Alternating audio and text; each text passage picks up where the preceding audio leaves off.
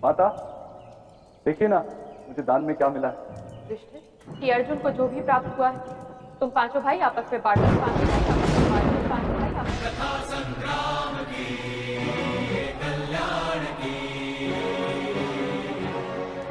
जय श्री कृष्ण। महाभारत की पात्र द्रौपदी भारतवर्ष की ऐसी वह प्रथम महिला थी जिसके 5 पति थे और वह 5 पुरुषों के साथ रमण करती थी। द्रौपदी के जीवन में ऐसी स्थिति तब उत्पन्न हुई जब पांडवों को 12 वर्ष का वनवास और 1 वर्ष का अज्ञातवास मिला था। इस दौरान पांचों पांडव जंगल में रहा करते थे तथा भिक्षाटन के माध्यम से ही अपना जीवन यापन करते थे। ऐसे में भिक्षाटन के दौरान एक दिन उन्हें द्रौपदी के स्वयंवर होने की सूचना मिली। तब पांचों पांडव स्वयंवर में पहुंचे। इस स्वयंवर में एक यंत्र के सहारे बड़ी सी मछली ऊपर घूम रही थी जिसके आंख में तीर मारना था, वह भी नीचे तैल पात्र में उसकी परछाई को देखकर। इस प्रतियोगिता को अर्जुन ने जीत लिया। वहां पर जरासंध, शैल्य, शिशुपाल, दुर्योधन, दुशासन आदि सभी कौरव उपस्थित थे। उस दौरान सभा में बहुत विवाद उत्पन्न हुआ क्योंकि पांचों पांडव वहां पर ब्राह्मण वेश धारण कर पहुंचे थे। किंतु भगवान श्री कृष्ण के दखल से आखिर में द्रौपदी का विवाह अर्जुन से हो गया।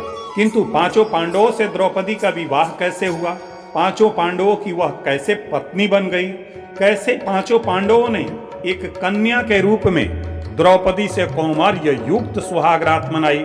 कैसे द्रौपदी ने अपने 5 पतियों के साथ अपना जीवन बिताया? हम बताएंगे उन सभी गूढ़ रहस्यों को। जानने के लिए इस वीडियो को अंत तक जरूर देखें। आप देख रहे हैं ग्रंथ कथा रहस्य। महाभारत कथा के अनुसार जब अर्जुन ने द्रौपदी को स्वयंवर से जीतकर अपने भाइयों के साथ कुटिया में पहुंचे, तब उन्होंने अपनी माता से एक सुंदर वस्तु लाने की बात कही, जिसे बिना देखे ही माता कुंती ने सभी भाइयों को आपस में बराबर बराबर बांट लेने का आदेश दिया और इस तरह द्रौपदी पांचों पांडवों की पत्नी बन गई। कहते हैं कि द्रौपदी अपने पिछले जन्म में बहुत सुंदर युवती थी। सर्वगुण संपन्न होने के कारण उसे योग्य वर नहीं मिल रहा था। इस कारण द्रौपदी ने भगवान शंकर की तपस्या प्रारंभ कर दी। तपस्या पूर्ण होने पर भगवान शिव वहां प्रकट हुए और द्रौपदी से वर मांगने के लिए कहा। तब द्रौपदी ने 5 विशेष गुण वाले पति की मांग की।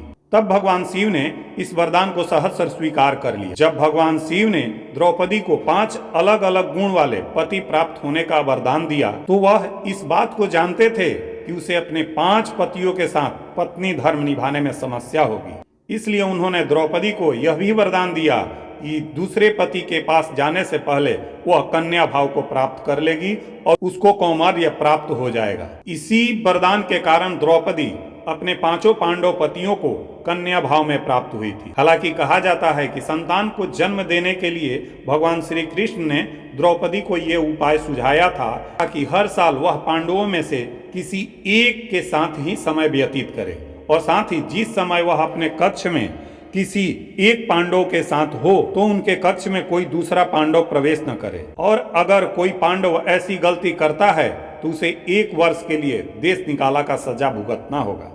इस तरह एक साल के समय के अंतराल के लिए हर पांडव के साथ द्रौपदी रहती थी। उस समय किसी दूसरे पांडव को द्रौपदी के आवास में घुसने की अनुमति नहीं होती। इस नियम को तोड़ने वाले पांडव को 1 साल तक देश से बाहर रहने का दंड था।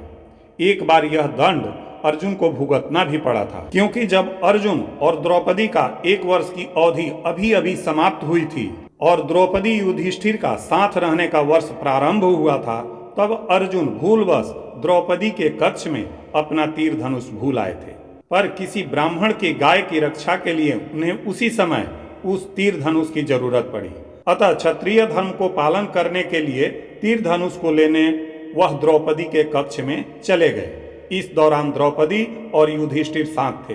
बाद में इसके दंड स्वरूप अर्जुन 1 साल के लिए राज्य से बाहर चले गए और इसी 1 साल के वनवास के दौरान अर्जुन की मुलाकात नाग कन्या उलूपी से हुई, जो अर्जुन पर मोहित हो गई और उन्हें अपने साथ नागलोक लेकर चली गई।